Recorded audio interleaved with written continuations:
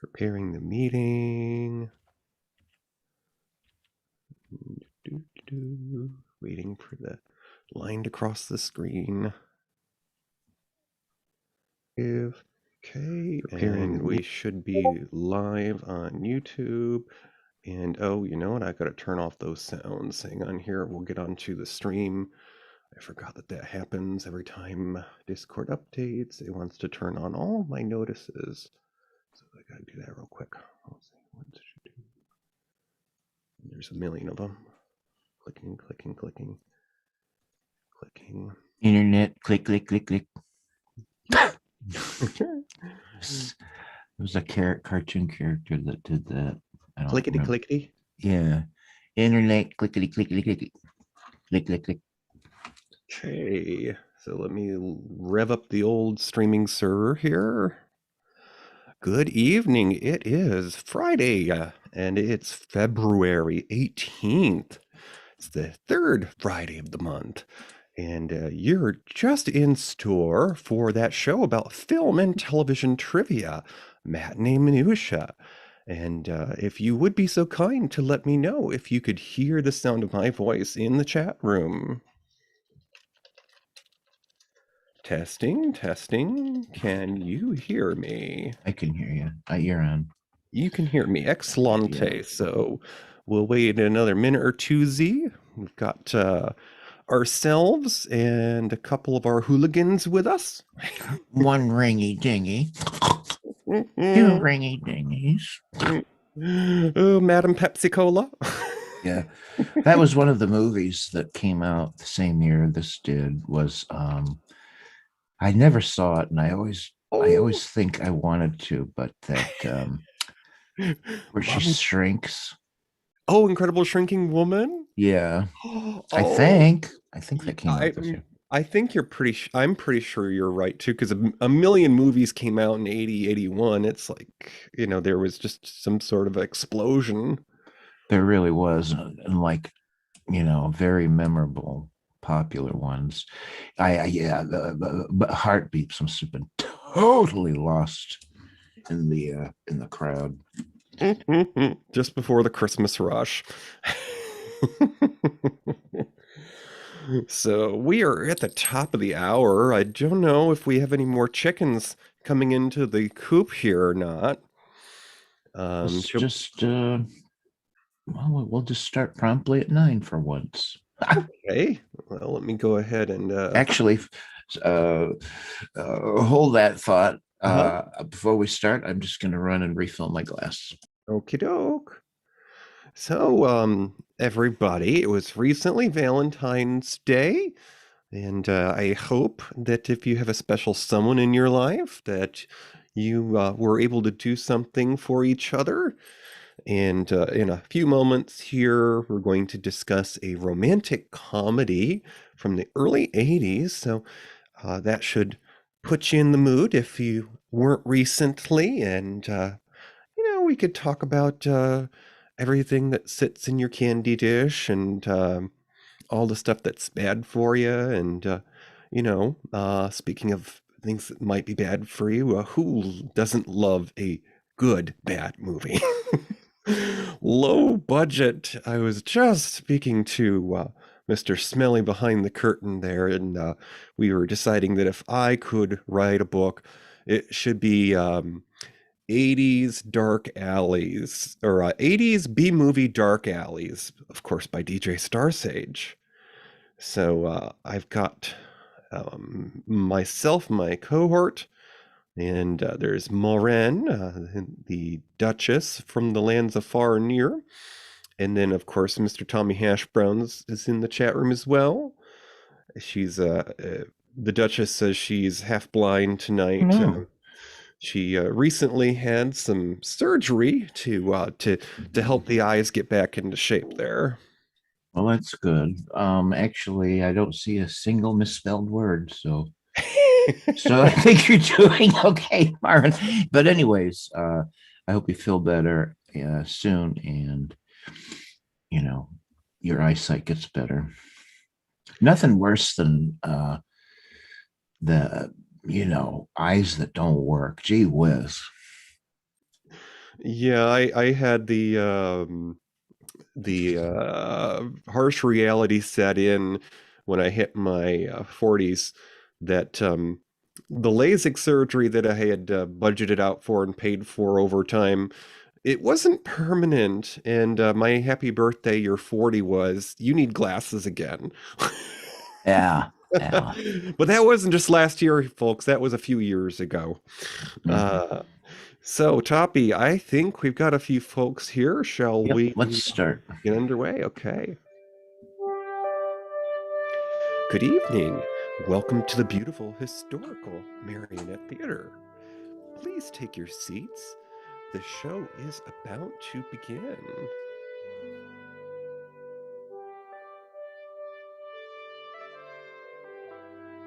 Whoa, it's the 80s. We have keyboard music.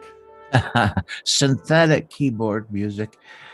Yes, indeed. I was pretty shocked to find out John Williams did the score. Oh, yes. I mean, he had done was doing blockbusters. How did he get roped into doing this? I'm not sure. But hey, you guys, hey, I should have been cast in this movie. I really should have. Oh, I you were could have gonna had. be Huh? Were you going to be the kid robot?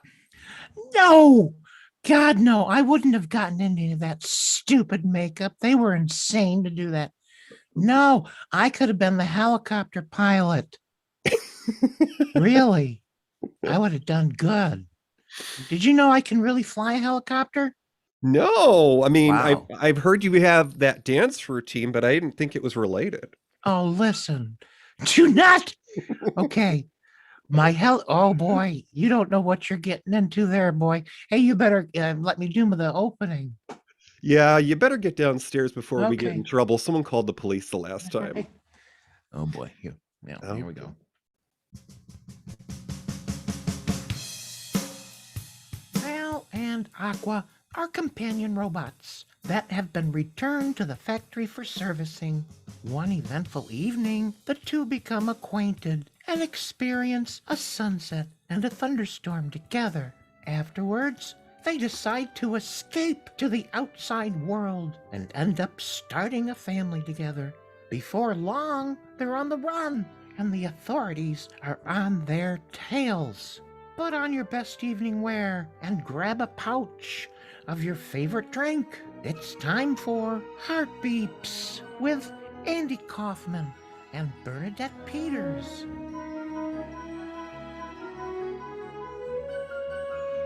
Hit it, boys. What do you get when you take a dash of the silver screen? A pinch of golden oldies? And a smidgen of screaming.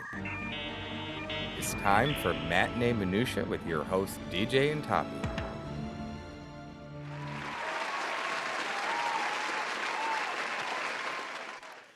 well, Mr. Smellie, we had a brief preview of spring the other day. Did a few things melt out there in the Pickle Hollows? Yeah, and just about as fast as it melted, the next day, today, turned to ice. Turned to ice. What was it? It was like in the 50s yesterday. Today, 20s. Oh, it sure was. But even though the temperatures have dipped a bit, it still stayed sunny out That's somehow. true. Yes, that And was welcome. oh, it sure was. And allegedly, we're roughly around a calendar month from when the first day of spring is due to hit, allegedly. Yeah. Yeah. But it was Valentine's Day recently, Toppie, and whether or not Cupid's arrow has struck you recently, I had a little story. It had to do with the candy shop that Oh, I could share. Um, as one is to do, your boss sends out a happy birthday or whatnot. Well, my office has gotten into sending out greetings to everyone because we're all, working from home. And my boss sent out a happy Valentine's Day, which, okay, that's fine. But leave it to the creepy older guy to weigh in And I don't mean to say it that way. I know this person personally quite well, so it's just not just his age group. But he made an example of himself by replying to my boss's email for Happy Valentine's Day and not just saying Happy Valentine's Day back, but he said to all of you single ladies. Oh, brother. Yeah. And, and it's terrible because this guy is more than a senior, and he is happily married because he talks about his wife all the time. But I just thought that was creepy city. Now, another coworker and I, who goes to the same church, if you know what I mean, he agreed it was creepy, and I fought the urge to reply back because I just wanted to say, and to all of you happily married men. Boy. Oh, yeah. That's pretty funny. And a little bit of inappropriate office humor on the old Valentine's Day there. So, but also 5 years ago, Toppie, we dragged you out for your first road trip with us. How about them apples? Yeah, I remember. Yeah, that was our first time at a Far Point Yeah. down there in the Delawares. And boy, one of the things I remember is that it was quite wintry in New York, and we drove down there, and it's over the mountains in Pennsylvania and then down, and it was like a warm spring there. Mm-hmm. There were like the bulb flowers, there were tulips up there, and it was just like, wow, I don't think there's been quite as nice a weather for Far Point after that, because I remember one year it was raining like cats and dogs, but it was never that. Oh my God, it was like, am I in Florida? I must be I don't know. I'm in Georgia. I'm in Atlanta. Or I don't know. I don't know where it was, but it was so warm. It's like old man winter has tilted the globe a little bit. We're heading back into that, what do they call that? The Ice Age. Oh yeah, that. Yeah. Well, let's not think about that. No kidding, but yes, fingers crossed. The groundhog, said 6 more weeks, which, you know, I realize I live in New York. I'm just grateful that we're getting more sun on average lately. So, Yep. It's good to get out there. You got to get your vitamin D, and try to get 20 minutes of sunshine this time of year, which is hard to do, but it's good for you. I'd like to welcome the chat room before we get going. Our pal Tommy Hash Brown is there, and although I didn't meet him until the following Far Point, we've all gone to Far Point together ever since that second trip that I took. And also welcome to Maren Gertz, and thanks for being here, because we do this show live, and every first and third Friday, and here we are. You can come and join us. There's a chat room where you can talk to everybody, talk to us, and participate on the show. yeah, and you can even catch my getup because we heckle the wardrobe mistress every now and then, and I haul out a look, so you can catch us over on YouTube. Right, and please to explain your look tonight.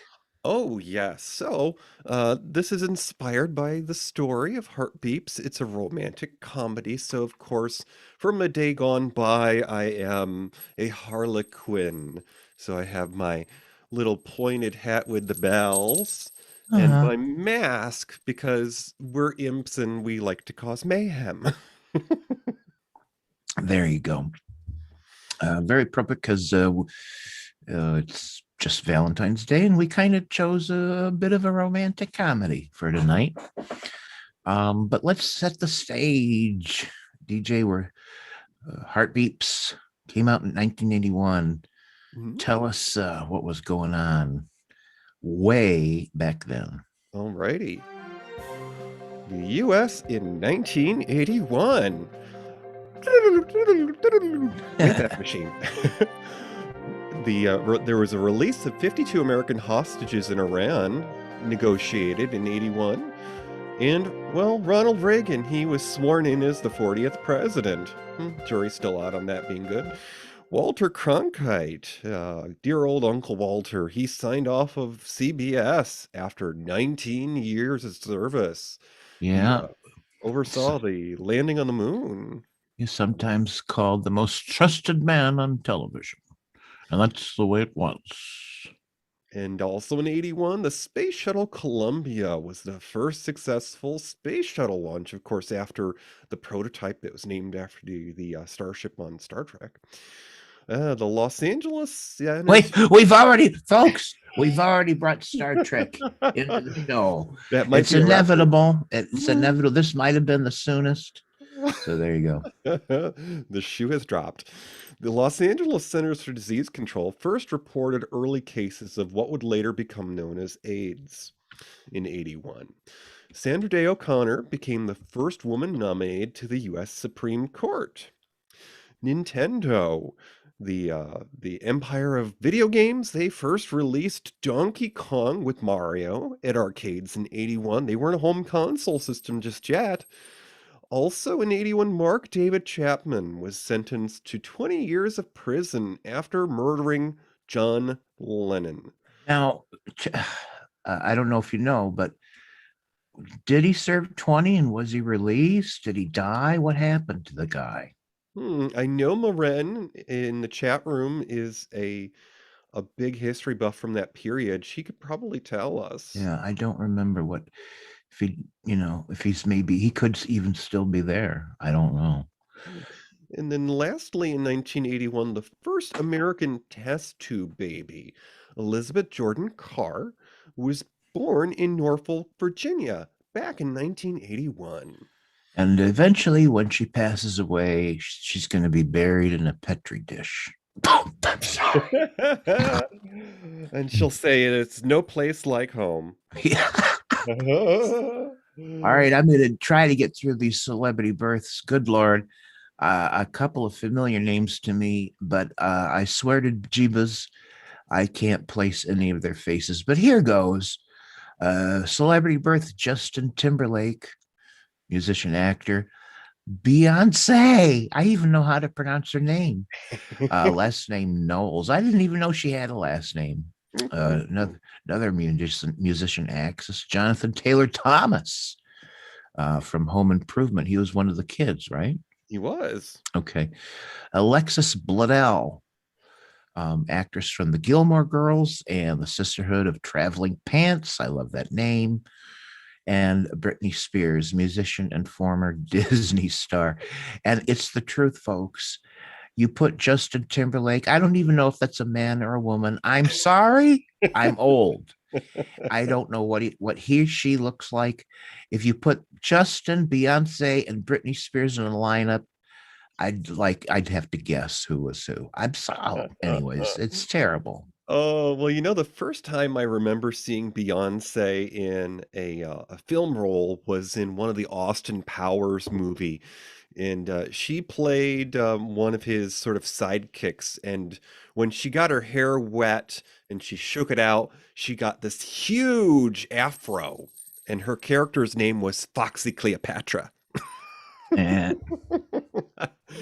So, Toppie, before we get off to the discussion of 1981 and what was in the theaters, we have a clip here. It's actually the trailer that was released in let's theaters. play the trailer. Okay.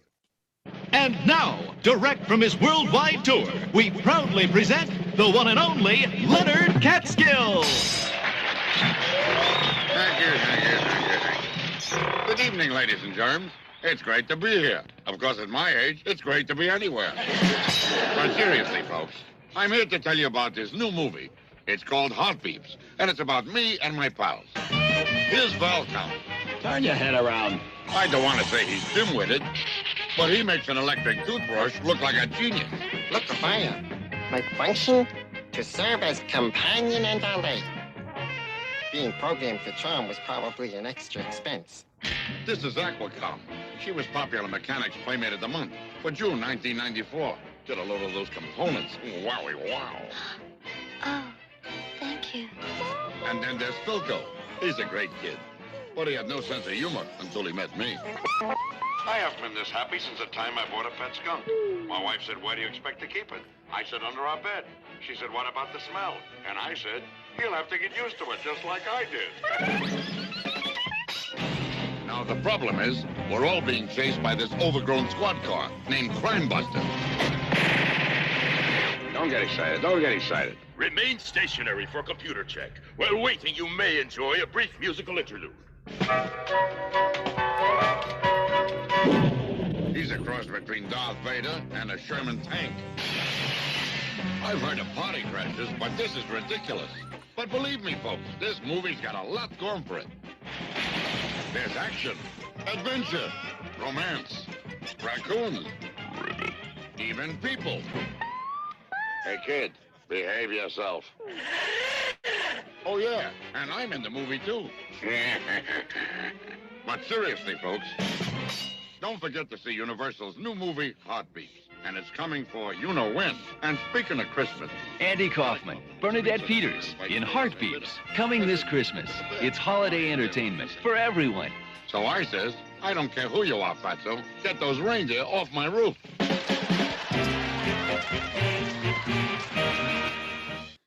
Boy. So let's be honest, Toppie. If you had seen that trailer before I recommended this movie, would you have seen it? No, I'm afraid that would not have inspired me. No, it wouldn't have. Yeah, you could tell they did not know how to sell this movie. And they had, it seems to me Bernadette Peters was a name, a recognizable, bankable name at the time. Mm-hmm. But, Andy Kaufman was hardly a household name. And they didn't have any star power to say, yeah, their names aren't even mentioned till the very end. And they didn't really, the most they were going for were the special makeup effects and that goofy kid robot. Yeah. So anyways. Yeah, I think historically movie trailers are often made ahead of the post-production and everything being wrapped. So that was all the prettiest elements of the film. And, as we know and we'll discuss later, there was a little problem on the way to heaven when this was being made. But anyways. On the way to heaven. Yes. Oh, God, that's a funny way to put it. Margaret said in the chat room that Lennon's killer did get out of prison and, married a Japanese tour guide. Oh. So, that's all we know. Hopefully, he was a very troubled man, and hopefully he's much better. Let's go into more of the competition for Heartbeeps, because it was a ferociously competitive year. Yeah, so in the year prior, in 1980, there was a bumper crop of films, and we've actually visited 1980 once or twice here before on Matinee and Minutia. But just that nudge ahead in 81, this might be virgin territory for us. So Heartbeeps, no surprise, because of course, if you're any follower of ours, at Matinee Minutia, we love the underdog. And Heartbeeps, well, it wasn't the bottom of the box office. It was number 44, which is kind of surprising because it came out at the end of the year. So, when you show up to the prom late, you're not going to get voted king or queen.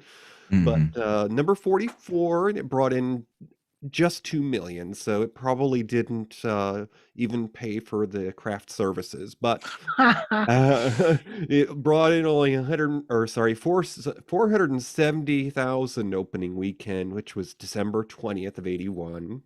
I probably wouldn't have tried to put this out at Christmas time. You got big names usually in those films. But number one at the box office that year is a film series, of course, that I think both you and I enjoy. Superman 2, in this case, brought in 108 million and number one in the box office, of course, with Mr. Christopher Reeves. Yep, And one of my all-time favorite movies. Today, I prefer the Richard Donner cut.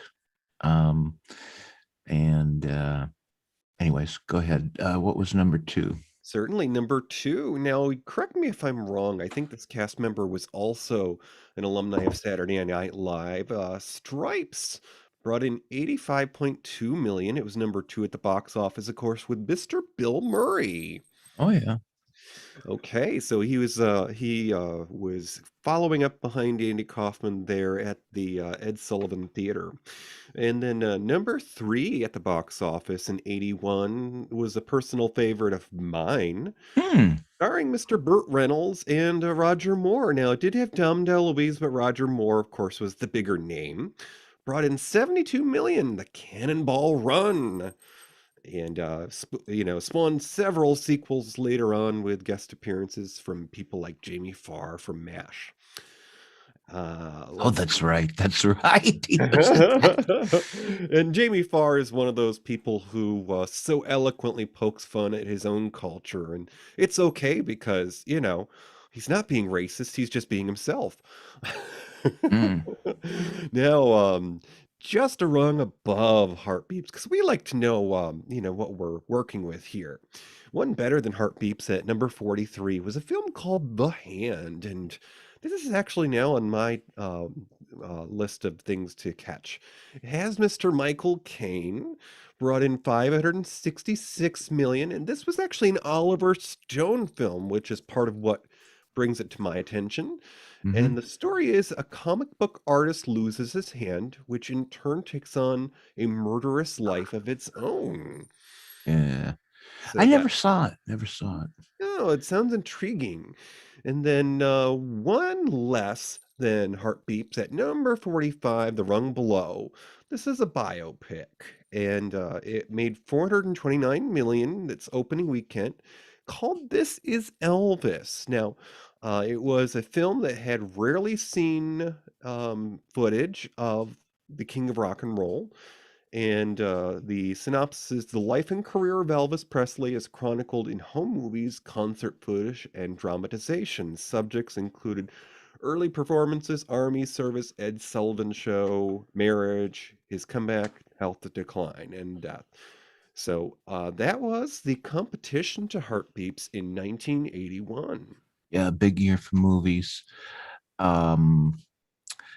Let's talk about Tommy Ashbrown's in the chat room says he saw Heartbeeps in theaters at least twice when it was released. So he must have liked it enough anyways to see it twice. I kind of remember, I do. There's just one funny thing I remember about that movie is in the posters and not knowing, I don't think I knew who Andy Kaufman was at that time, but I thought that was Chevy Chase in that makeup. Oh, I thought he was in the movie. Interesting. I sort of gleaned that he bore a likeness to him with those prosthetics on, because of course they based the cast on his own face, but when you add those layers on, it does create a different silhouette. Yeah, I mean, it was pretty heavy makeup. By the way, makeup, okay, I may have that wrong. What's his name? Sam Winston? Maybe he created more of the robot type. I'm not sure he did the makeup for Bernadette Peters and Andy Kaufman. At any rate, let's talk about the director. And his name is Alan Arkis. You may not have heard of that name. He was born in Jersey City and started out, I mean, kind of like pretty promising. First of all, student of Martin Scorsese. Way back then, Scorsese was teaching filmmaking somewhere in New York City. And one of the things I know about Alan Arkis is he spent at least a couple years, if not more, with another director who we would know the name of, although I've forgotten. But one of the things he did is he edited movie trailers, and he became like an expert in it, and everybody wanted Alan Arkis to edit their movie trailer. So that was just like one of his early, feathers in his caps, as he was a highly sought out editor of movie trailers, which are really important to the industry because that's a big part of what sells a movie. So anyways, he eventually got into full-fledged filmmaking and a career that started in the late 70s. Heartbeeps was his fifth film. Just prior to that, he did Rock and Roll High School in 79 with Clint Howard. He also had something to do with, he didn't direct it, but he had something to do with Eat My Dust and some early Ron Howard movies. He was part of it. I'm not sure how. At any rate, Rock and Roll High School was kind of interesting because it involved the Ramones, which is a very popular band. Do we want to say alternative? Was the Ramones alternative? They weren't top 40. They were wacky. They were weird to people, right? Mm-hmm. Yeah. So after Heartbeeps was Get Crazy, which was far more successful than Heartbeeps. Well, I guess if you haven't noticed, Heartbeeps was a flop. Get Crazy was in 1983 with Malcolm McDowell, who portrayed a mega promoter, Colin Beverly, who plans to sabotage the New Year's 1983 concert of small-time operator Max Wolf. Significantly more popular and important to his career than Heartbeeps. However, both of those movies and the other punk, yeah, you're right, Tommy. Duh, I should know. The Ramones were punk. I'm terrible with music, Tommy. You know that. What happened with Alan Arkis is he just wasn't having great experiences directing feature motion pictures. And it just wasn't, he wasn't jiving with it. He always seemed to have problems. He never enjoyed the experiences. He particularly had a problem with Heartbeeps. And guess what? He didn't do any more feature movies. So what happened to him? Well, he went on to have a really good career in television, where he went on to have 79 directorial credits. And you would have seen his work directing shows such as Fame, St. Elsewhere, Moonlighting, and many, many, many, many others.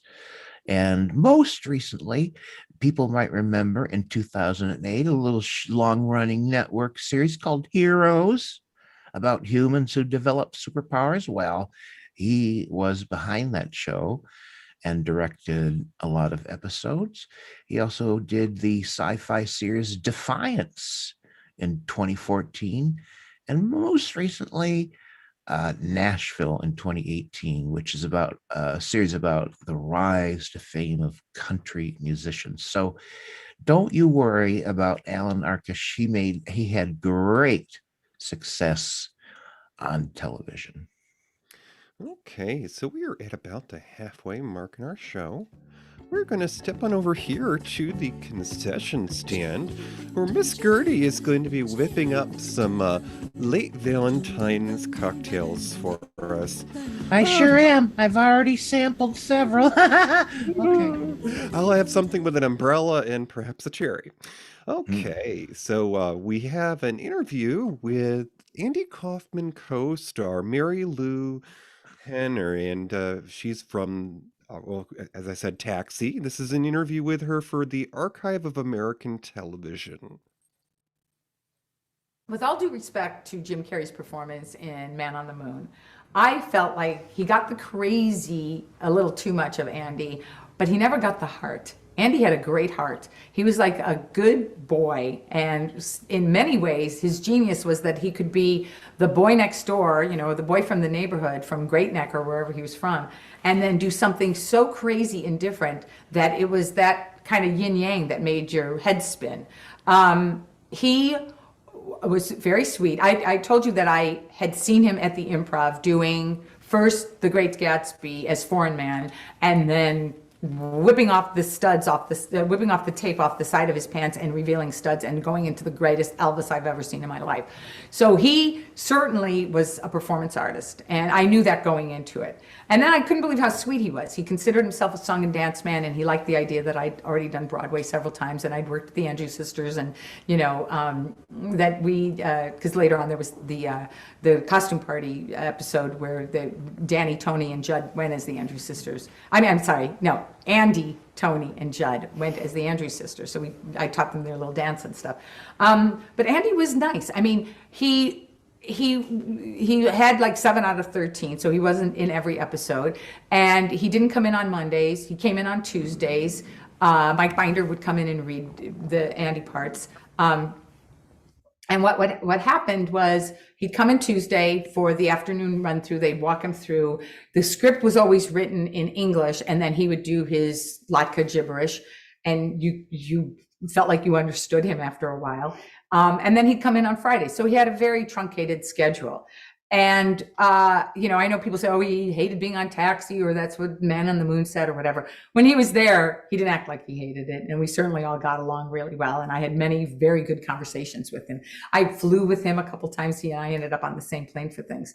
And he was a character. I mean, one of my favorite Andy stories that I love to tell, because it's sort of a shortened version of something. One day he walked in with this disgusting boil on the back of his neck. He had this boil, I'm not kidding, it was this size. It was like the size of a very large ping pong ball, golf ball. It was bigger than a ping pong ball or a golf ball.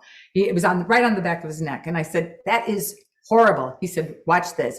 He made an announcement that the audience, for $1, if you wanted to, you could come up and touch Andy's boil. And like 100 people lined up to touch his boil and, you know, paid him the $1. He was a provocateur, but you never knew, because you'd be sitting there and he'd have, you know, those big eyes, and he'd be talking to you, and then all of a sudden something crazy would happen, come flying out of his mouth, you know. So we worked together for a few months. Okay, so that was Mary Lou Henner from Taxi on Andy Kaufman. And you'll find we're going to talk a lot about Andy Kaufman because, well, while the movie played it pretty simple, Andy Kaufman is probably the most absolutely fascinating thing about the movie. So why don't you start, DJ, and just tell us a little bit about him? Okay, so Andy Kaufman, and in Heartbeeps he played the valet, and his name was Val, short for valet, Val Com. And they all had serial numbers, 17485. Andy Kaufman was born in New York City, and he was self-described as a song and dance man. Not an actor, not a dancer or comedian, a song and dance man, kind of an old school definition. Kaufman began working in small comedy clubs in the early 70s, where he developed his foreign man character. Kaufman came to the attention of a wider audience in 75 when he was invited to perform portions of his act on the first season of Saturday Night Live. His foreign man character was the basis of his character of Latka Gravis on the hit television show Taxi from 78 until 83. Now, Kaufman appeared in his first theatrical film, God Told Me To in 76 with Deborah Raffin, who, of course, starred in a film that we talked about earlier this season that was Touched by Love, also involving Elvis, in which he portrayed a murderous policeman. Well, Kaufman appeared in 2 other theatrical films, including the 1980 film In God We Trust, in which he played a televangelist, and the 1981 film Heartbeeps that we're discussing tonight, then he played a robot. Outside of his performances on Saturday Night Live and Taxi, Heartbeeps was Kaufman's only character-based film role. 2 years later, he would release his final film, My Breakfast with Blasi, and this was with the pro wrestler turned manager, Classy Freddie Blassie, because it was exploring his interest in professional wrestling at the time. And this was meant to be a parody of the popular film in 81 with Wallace Shawn, who, of course, was in Princess Bride that we talked at the beginning of the season. Yes, he certainly was, DJ. And that original film, of course, was My Dinner with Andre. So Kaufman figured, I'll cash in on that that fame of going to a meal with a celebrity, and of course, this was a professional wrestler, not unlike Dinner with Andre. Yeah, and just so people know, My Dinner with Andre was a breakout independent movie that made the art house circuit. It just had extended stays wherever it went. It was extremely popular. People went to see it. Nobody'd seen anything like it. And I'll tell you what, if there's one thing I'm going to do after this show is I want to see My Breakfast with Blasi. I want to see how he parodied this movie. Honest to God, I got to see it. I need to see a before picture and an after picture of how much your mind has warped. Seriously? Speaking of warping minds, we lost Andy Kaufman at the tender age of 35. God, so two-way. God, what a tragedy. You know, he died of lung cancer, although as was explained in the film Man on the Moon, which I did manage to catch before this with Jim Carrey playing the part very wonderfully, and I can talk about that more later. But Kaufman was not a smoker, unlike a lot of folks in that day, but he managed to develop lung cancer. And as pranks and elaborate ruses were major elements of his career, persistent rumors have circulated that Kaufman faked his own death as a grand hoax. Now, part of the story on Man of the Moon was that when he was diagnosed with cancer, Kaufman called his family to one of his doctor's appointments. And because he was living in California at the time, they thought that this was all a ruse, that he got his actor friends in on it. And you know what? That was completely believable because his whole career was based on elaborate ruses. Mm-hmm. And that was it seemed like, yeah, this could really be. I mean, it's exactly the kind of thing he would have done. And I suppose maybe there's people that believe this, but no, he's dead. But it was completely believable that he would have faked his own death. Yeah, he continues to be respected for the variety of his characters, his uniquely counterintuitive approach to comedy, and his willingness to provoke negative and confused reactions from audiences. And, you know, I mean, it's partly because we lost him at a young age, but I have to wonder what would have become of him. I mean, you know, there's a fair share of folks who wet their toes as child actors and never did acting again. But you also have those actors who decide, hey, you know what, maybe I'm not as good in front of the camera as I might be behind. And there's a lot of people who've joined those ranks, including, 90s popular actress Meg Ryan. People say, well, where'd she go? She's behind the camera now. You know what? That's an astute observation, because that really is very likely where he would have gone, is he would have become a creator of projects and maybe a director. that really does feel like that's where he would have gone had he not passed at, geez, 35. Well, let's talk about Bernadette Peters. Who played Aquacom 89045. She was born in New York City, and truly here we have like a superstar of stage, of screen, of TV. She was doing it all, but she began way back in the 1950s. Get this, it's just a little kid. And her mother started her in show business by putting her on a television show called Juvenile Jury, which was a children's game show that originally was running on NBC radio in 47, then went to television soon after, where it ran until 1954. So we're talking really early television, folks. Bernadette Peters was there. Well, she was 3 years old, but she was there. She was there.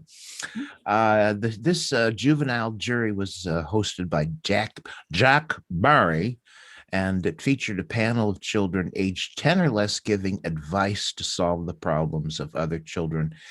And wasn't TV in a lot of ways much more creative and interesting way back then? I mean, that's an interesting, I don't know. Then it all became, Westerns and cops and robbers and lawyers, Anyways.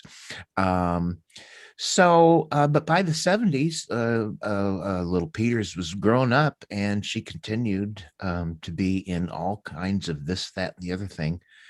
But she eventually started to get cast in movies. And one of her most notable first roles was in The Longest Yard in 74 with Burt Reynolds.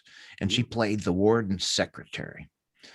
And she did many other roles, but by 1981, she started working up to leading roles. So one of those might be in 79.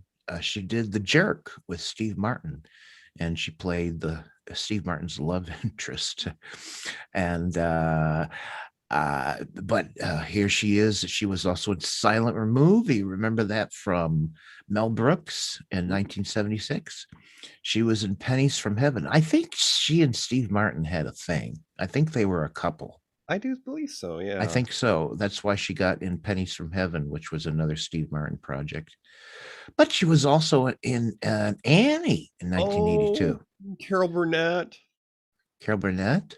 Well, Carol Burnett was in the Annie in 19. Oh, well, yeah. That's right. Uh-huh. Oh, she had several. She actually had several times where she would appear with Carol Burnett. That wasn't the only time. She was in Pink Cadillac in 1989. She was in Coming Up Roses in 2012. Heartbeeps was actually Bernadette Peters' 9th film. Over the years, this lady's been nominated for a whole lot of awards, and she's won some. But she's been nominated for 4 Emmy Awards, 3 Golden Globes, winning a Golden Globe once. In her 6-decade career, folks, 6 decades, her greatest critically acclaimed successes have been in musical theater, where she is much beloved. She's won 3 Tony Awards, 3 Drama Desk Awards. 4 of the Broadway cast albums she's been on have won Grammy Awards. She is regarded by many as the foremost interpreter of the works of Stephen Sondheim, who passed away not all that long ago.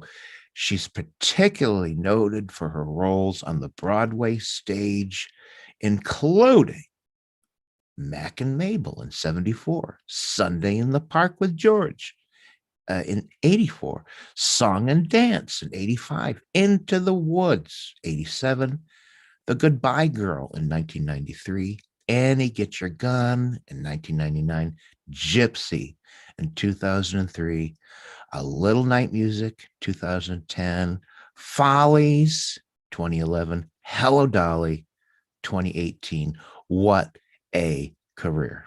Oh, wow. Now, Toppie, I don't want to toot my own horn. So, for those of you listening to the podcast version of this, if you follow me on social media, ask me how I know this. But I've got a little story about Bernadette Peters involving Star Trek. What? No, are you kidding me? If you tell me she's been a character on Star Trek, I'm going to eat my jester hat. Oh, no, no, no. You know, everything with me involves dark alleys and side stories. So, no, a famous Star Trek actor, George Takei, of course, who played Sulu in the original series, once shared a story because he's a big fan of English culture, as you might know, that's called an Anglophile. And he shared a story once that he once made the mistake of going to the theater, as he loves to do, on his first night in town in London. So, of course, you've got an 8-hour at least plane trip, depending on where you're coming from, and then the 5-hour time difference from the East Coast. As we know, coordinating with our good friend, the Shy Yeti, you got to do something right in the sweet spot. Well, Mr. George Takei went to the theater his first night in town instead of resting up, and he fell asleep during the play. And in the after party, of course, he heard the lovely Bernadette Peters telling the people that someone in the audience fell asleep during her performance and could be heard snoring. Oops. George. But, you know, if you follow me on social media, ask me how I know that story. Oh, all right. Okay. All right. That's interesting. Yeah, so we got it's kind of a trio. We've got more people in this cast. Shall I name off some others? Yeah, tell us a little about Randy Quaid. He had kind of a fun role, and he's a strange personality. Randy Quaid. Yeah, 80s personalities never cease to amaze me. I mean, you can fall down the rabbit hole on these folks, and it ain't pretty. So Randy Quaid, he played one of the factory workers in Heartbeeps. He was born in Houston, Texas. He's brother to famed actor Dennis Quaid. And while studying at the University of Houston, his acting teacher suggested he audition for a role in Peter Bogdanovich's The Last Picture Show, which in 1971 starred Jeff Bridges and Sybil Shepherd. It was a story of two high school seniors and longtime friends Sonny and Dwayne. Now, Heartbeeps was Quaid's 15th film, not 5, but 1-5. So, you know, he knew how to pay his bills in those days. Probably hung out in craft services to find out what the next gig was. Stop this! And just prior to Heartbeeps, he did The Long Rider, and this was a film with David Carradine and a few of his brothers, I think. A film about Jesse James and Company by the future director of Brewster's Millions, Mr. Walter Hill. Now, while Quaid would appear in several TV movies after Heartbeeps, maybe because that's the only thing he could get because he was in Heartbeeps, but it wasn't until 1983 before he would appear as his iconic role of Cousin Eddie in National Lampoon's Vacation. These movies are banned in my house. It's funny until you're related to people like that. Oh, no! But he appeared in 5 films in the years that followed. Quaid has 117 acting credits. Most recently appeared in All You Can Eat in 2018 with Kathy Najimy. It was a weight loss comedy, and I dare you, do not go down the rabbit hole of Mr. Randy Quaid unless you're ready for disappointment. That's all I'm gonna say. So Toppie. No, I mean, you know, I don't know if the guy is afflicted by any kind of mental illness, but he's said and done very strange things recently. And that's all we need to say about that. I did want to not leave out actor Jack Carter, who played Catskill, because maybe not a lot of people know his name, but he's got a fascinating career nonetheless. He was born in 1922, Brighton Beach, Brooklyn, New York City. He eventually became one of the best known, top-notch Las Vegas comedians.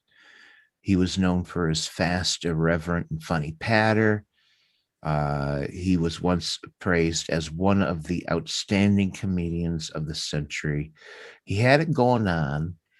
And I'm not going to say that his character of Catskill captured much of anything about him, because frankly, all the jokes Catskill told in that movie were horrible.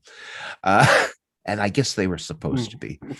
But he was a comedian of that ilk, and like anybody who would have been in the business or is in the business today knows about Jack Carter, even if you've never heard of him, because he was a comedian's comedian.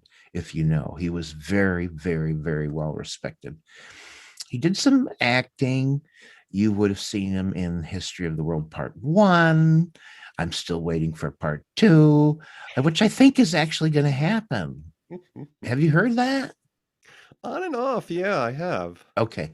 He was an alligator. He was in the TV show Amazing Stories and many other things. But here's the fun facts about this guy, Jack Carter, this long-lived comedian. You all know who Milton Berle is. Well, Jack Carter and Milton Berle were, doing vaudeville stuff, and kind of similar, really, in their delivery and what they knew about the business. But there's one thing that happened, that Jack Carter got the less end of the deal. So in 1948, NBC decided to test NBCs throughout a summer for their show, which was then known as the Texaco Star Theater. The Texaco Star Theater eventually became the Milton Berle Show. It was one of the most popular shows on early television. Everybody tuned in to see Milton Berle. Milton Berle, to this day, household name. Well, one of the people they tried out was Jack Carter. And, they also tried out Henny Youngman, Georgie Price, Harry Richmond, Maury Amsterdam, hi, Rob, and Peter Donald. But after the testing, it was pretty clear Milton Berle would land the permanent title. And of course, that was in 1948, and the rest is history. So Milton Berle, household name, nobody knows Jack Carter. It's just one of those things. Another fun fact is he hosted the very first televised Tony Awards. But early on, very early on in television, he kept coming back. He would show up on ABC as the host of specials, including a show named after him, Jack Carter and Company, 1949. That's real early in TV, folks. And American Minstrels, also in 49. He was hosted the Cavalcade of Stars, also in 49. And way back then, there was no ABC network, because that came along much later. There was the Dumont network that a lot of people don't know about. And it was there, it was CBS, NBC, and the Dumont network. Yeah, and Jackie Gleason had a hand in that, I think. I do believe so. And they had a show called The Jack Carter Show, which was a variety hour. That was about 1950 to 51. Carter went on, he must have appeared, 100 times on the Ed Sullivan Show, the Hollywood Palace. And as variety shows peaked, like everyone at one time had a goddamn variety show. Jerry Lewis, Dean Martin, independently, not together. They had variety shows. Andy Williams had a variety show. Bob Hope had a variety show. Blah, blah, blah, blah.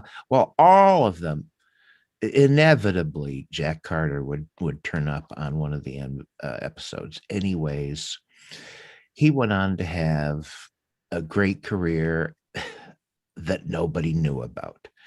And it ended kind of in 2009 when he survived being hit by a car in Hollywood, but it kind of crippled him, and he pretty much semi-retired, and then he died eventually in 2015. But he's the people that knew him, to them he was a legend. So that's Jack Carter, that played Catskill, the wisecracking jokester in the movie.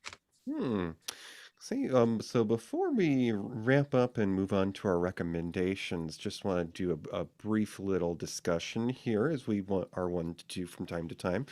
So, this is probably maybe only the second or third time that I've seen Heartbeeps. I probably saw it, sometime in maybe the 80s or 90s on a rerun on one of those movie channels. But this is a film that I feel, although it may have missed the mark, it definitely had potential. It has heart. And it's sort of a theme that continued on into the 80s because, you've got these machines, and they do call them robots in this movie, although they're designed to look like people.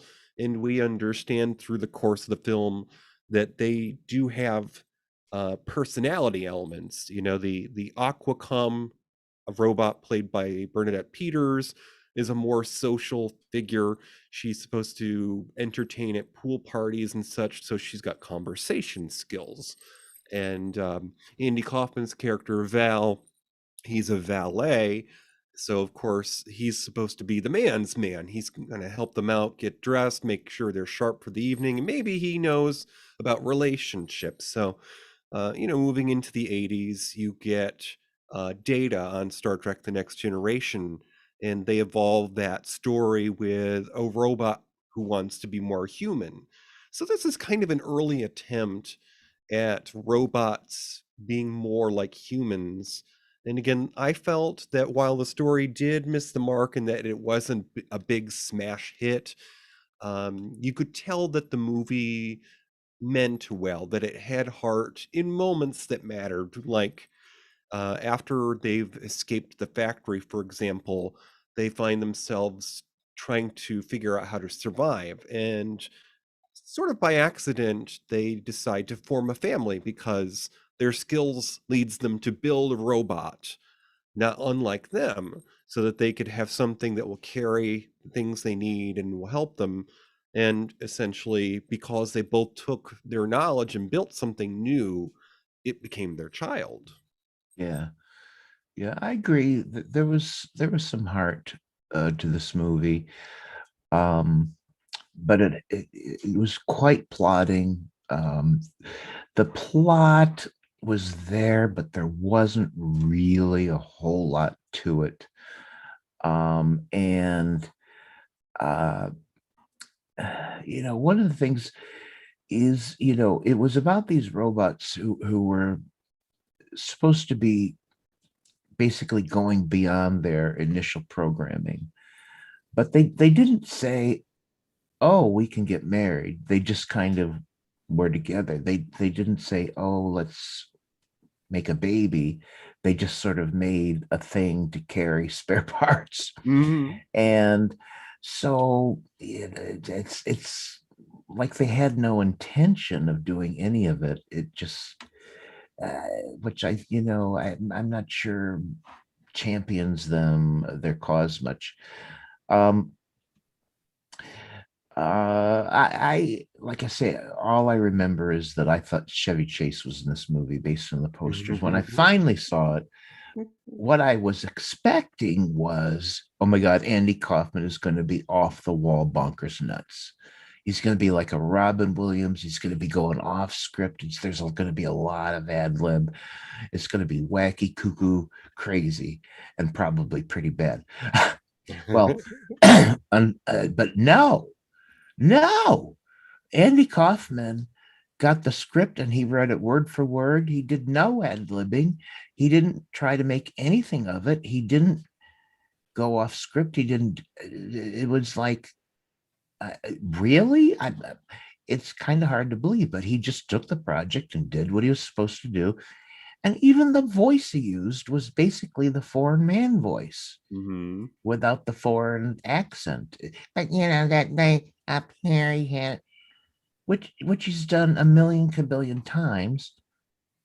And so, Andy Kaufman didn't bring anything to this, really. Anybody could have done what he did in that movie. So I'm like thinking, wow, did he just not try? Did he did he recognize it as a bad project and just decided I'll just do this and get out of it? Well, and we did discuss behind the curtain that this was sort of an audition in a sense, because there was an intention to develop a character that he had on Taxi. Is sort of a chauvinist, overbearing performer named Tony Clifton, and they were trying to talk the studio into letting him make a movie about that character, and this was sort of their demonstration that Andy Kaufman could be in a movie. And of course, right afterwards they scrapped that. But I would love to have been a fly on the wall when this is being made, only because knowing what we do about people of the trade, you get experience and talent and advice rubbed off on each other. And I would love to see any advice or hear any advice that Bernadette Peters might have passed on to Andy Kaufman that, of course, couldn't go anywhere because he wasn't with us for very much longer. But I have it on good authority, and this ties right into one of your trivia pieces, Toppie, about makeup, that somebody worked on this of note. I'll let you lead into that, and then I'll tell you my part of that. Who worked on the makeup, Toppie? Well, I misnamed him at the very beginning. I forget what I call him, but it's Stan. It's Stan Winston. And he was a special effects guy. And he did do the makeup, it says here, for Heartbeeps. And it actually brought an Academy Award nomination for Heartbeeps for the makeup that was by Stan Winston. And if you remember, in 1982, there was a movie called An American Werewolf in London, and a guy named Rich Baker did the makeup for that, and it won the award, as it should have. It was phenomenal. But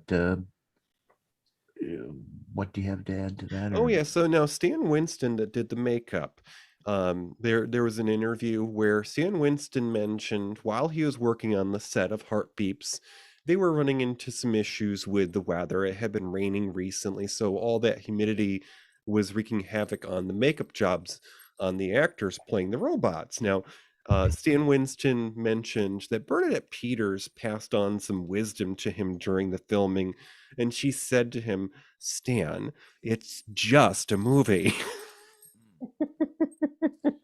And apparently from that moment after, he de-stressed and calmed down. Well, I do know for a fact that the director particularly had, I think he was extremely frustrated by these problems that plagued the movie's production, the weather and the makeup and everything. And I know that's specifically one of the reasons the director just said, I never want to hear about Heartbeeps again. And all I can say about Andy Kaufman is he must have known that this was kind of a tryout movie. Mm-hmm.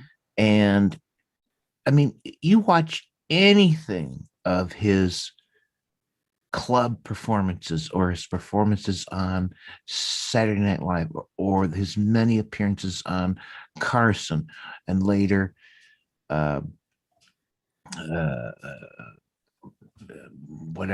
what's his face, the Late Show, and okay, there's nothing normal about his performances. They are whack a doodle. And I can only think that Kaufman said, okay, I've got to be professional, do this movie, show that I can come in, do a scene, finish it, and do the job, which is exactly what he did in Heartbeeps. I mean, nothing more, nothing less. He just went in and did the job, rather than try to knock it out of the park by being zany. And it's all I can think that was going on there. Is he just said, I'm going to play it safe. I need to prove to them that I can come in and work and say the lines. So that's all I can think of. Yeah, and I would say that if someone hasn't seen Heartbeeps, of course, a little breadcrumb for you is that it's currently free to watch on the Roku channel. You do need a Roku device to see it, but it's free to watch.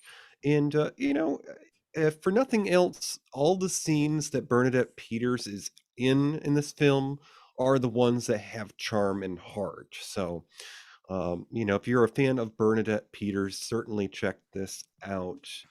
There's a certain there's no doubt. Critics say it's very cloying, very, very cloying, and okay, I suppose it is. But when you get to the end, there's a certain pathos that we're watching, and it does. It's like I got a lump in my throat about the end, and so I would recommend it solely on the basis as a curiosity.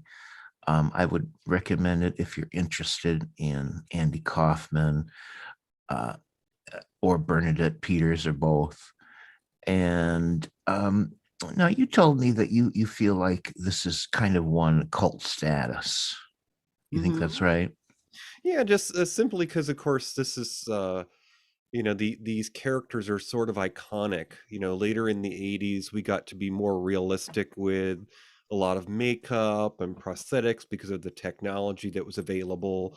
So these, characters are a little bit clunky and more stiff. So it relies upon the actors inside to bring them to life. Yeah. And many are the flaws of this movies, but I agree. It has a heart, and I'm actually glad I watched it. I could never say this is a great or maybe even a good movie, but it is interesting in a lot of respects. So give it a shot, folks. And so before we actually say our recommendations, I was just going to kind of implore you as an aside here. If anybody wonders what might have become of Andy Kaufman's career if he had been with us still, there's a wonderful short interview with Orson Welles, who I believe at the time was standing in for a regular host on a talk show. So Orson Welles interviewed Andy Kaufman, and he was one of several people that was in the lineup that night, but you could see that there was an admiration there because Orson Welles had done producing and directing, not only just acting. And you could see the admiration of him playing these wacky characters that Orson Welles was just wondering, what was coming next. So he pays him a rather nice compliment. Oh, really? Check it out. Just search for Orson Welles, Andy Kaufman, and you'll likely find it. So that's really interesting. Yeah, I can't say enough about the curiosity that I have about Andy Kaufman. He was really doing he was doing stuff that nobody else had ever done. He really was an innovator. He took great, great risks and seemed to just delight in it. I mean, the things he would do, I mean, there's just too much to go into here, but it was very, very unusual. And boy, you I mean, this is a guy worth catching up on, and just because there's just never been anybody like him. And I certainly, let's just there are critics of this movie, but Man on the Moon was a movie about Andy Kaufman, and I saw it, and it stars Jim Carrey. Jim Carrey, thank you. And it really helps sort of explain how unconventional this man was. And so I'd recommend that, but what do I want to say? Well, I just can't get over the enigma that is Andy Kaufman. I guess that's the main thing. There's just like, he's absolutely fascinating, so weird. I think, he said he was a song and dance man. I prefer to think of him, he was a performance artist. And sometimes as a performance artist, he would be something we would think of as a stand-up comedian. But nothing in his act was like any other stand-up comedian. He didn't just stand there and deliver jokes. He did weird things that people didn't know what to think of. Anyways, enough about that, I guess. But yeah, that Man on the Moon I would recommend too, and it just it beautifully starts the story, because the very first scene is him performing as a child in his bedroom, and his dad told him, you need an audience, so of course he starts performing for his little sister. So, things that you might enjoy if you liked Heartbeeps. This is our snack tray, what we recommend that's related. So, a few years after Heartbeeps in '86, there was a little film that starred member of the Brat Pack, Ali Sheedy, and Steve Guttenberg, film called Short Circuit. Number 5 of a group of experimental robots in a lab is electrocuted, suddenly becomes intelligent, and escapes. From '86, I would recommend Short Circuit. And because this was Valentine's Day recently, and Heartbeeps was sort of a romantic comedy, I'm going to recommend something romantic from more recent years, from 2001, with 90s Sweetheart and action film heartthrob Meg Ryan and Hugh Jackman, a film called Kate and Leopold. And it's an English duke from 1876, inadvertently dragged to the modern day New York, where he falls for a plucky advertising executive. Kind of the reverse of a Yankee in King Arthur's court, or whatever the hell that Mark Twain story was. Interesting choices, DG. Short circuit, for sure. And my choices are along those lines as well, because there just seemed after Star Wars, I think, really, there was just a plethora of robots on an abandoned world, often a trash heap kind of deal. And a lot of them, there was a big part of Heartbeeps that took place in a giant dump, a giant trash heap, where there's like all these spare parts. So one of my recommendations is Little Robots. It was a cartoon TV series from 2003 and 2005. And it was about Tiny, a robot, and his friends who create their world from the scrap heap on which they find themselves abandoned. Also, along those lines. Another cartoon, but this was a feature-length theatrical release by Pixar. It was called Wall-E from 2008. It takes place in the distant future wherein a small waste-collecting robot inadvertently decides the fate of mankind. A popular Pixar movie, Wall-E. And of course, I definitely urge anyone who's curious about Andy Kaufman to watch Man on the Moon, directed by Milos Forman, starring Jim Carrey, where he earned a lot of critical acclaim and a Golden Globe Award for his performance. So there you go. Yeah, I definitely think that they couldn't have picked anyone better than Jim Carrey for that role, because he is an enigma and one of few comics who I actually feel is better suited to serious roles in his later years. So he seemed to aspire to be more than, Dumb and Dumber. Let's just say. So, Toppie, here we are out in the lobby, and the Marionette was a celebrated venue. Of course, many things have been through these doors, including a magician. Go ahead and reach up there on the shelf, grab me that bag of coins, sir. All right, here you go. Okay, we're going to figure out what's coming next.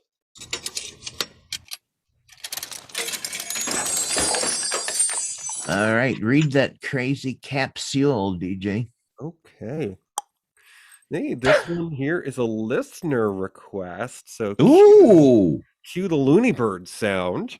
Oh. All right. So this is a early 80s animated feature by the future director of Tron, iconic film, featuring the voices of, speaking of Saturday Night Live, Gilda Radner, and notable 80s star Billy Crystal. The Animal Kingdom stages its own Olympic Games. Next time, Animal Olympics. Friday. Oh my goodness. Friday, March 4th at 9 p.m. There you go. Be here for the fun, kids. Yeah, there we go. Well, TJ, thank you. That was fun. Yeah. And remind us again who was in our chat room this evening. Well, we are very pleased to have Maren Gertz and Tommy Hash Browns, who are kind enough to be with us week after week. So thank you, guys. Okay, one sec here.